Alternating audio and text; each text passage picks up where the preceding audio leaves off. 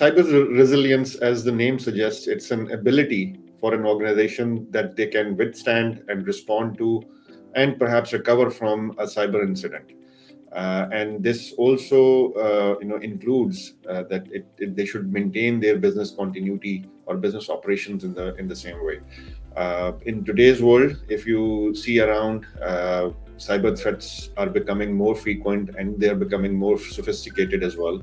So it is always crucial for every business to have a business continuity to ensure that they are in compliance with their regulatory responsibilities, and also, very importantly, to protect their reputation.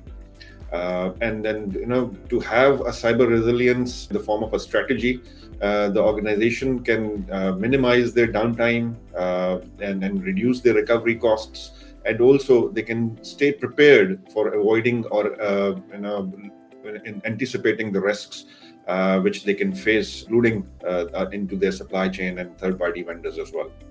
If an organization needs to understand what is their level of resilience, they need to start from the basic step, which is to assess their risks or their exposure to cyber risks. So once they have established that, they can also establish what preparation do they have in hand and what they need to do. So this can be assessed in the form of a gap assessment, considering their critical assets and their most important services. They can also perform regular threat simulations or regular testing of their incident response procedures or their business continuity plans to ensure that they are ready, and everybody who is involved in responding to those incidents and ensuring the continuity of the businesses are clear about their responsibilities, and they know how they are going to respond. And during that process, an organization must not forget about any third parties, any vendors, or any entity which is part of their supply chain. They need to be involved into this as well. There can be some administrative measures, such as defining policies, ensuring governance, and then educating their employees and all the interested parties. And then they can also rely on certain technology tools as well, which can be different firewalls or using encryptions and the authentication mechanisms.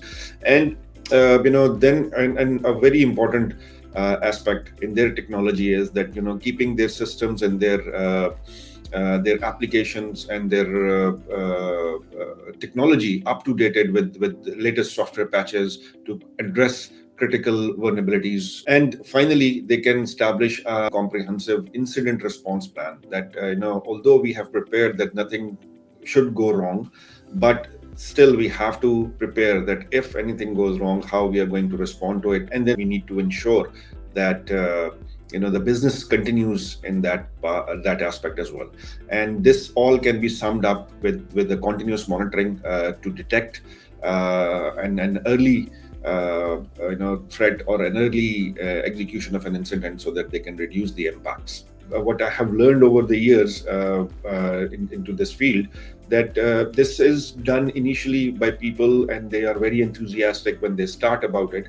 But over the period of time, the continuous monitoring aspect, if it is not part of their system, this gets weaker and weaker day by day. So it needs to have a rigorous continuous monitoring to keep evolving according to the threat landscape, and also keeping their employees aware and ready for this over the period of time, so that they are up to date as well. And the most important aspect would be the involvement and the push from the leadership.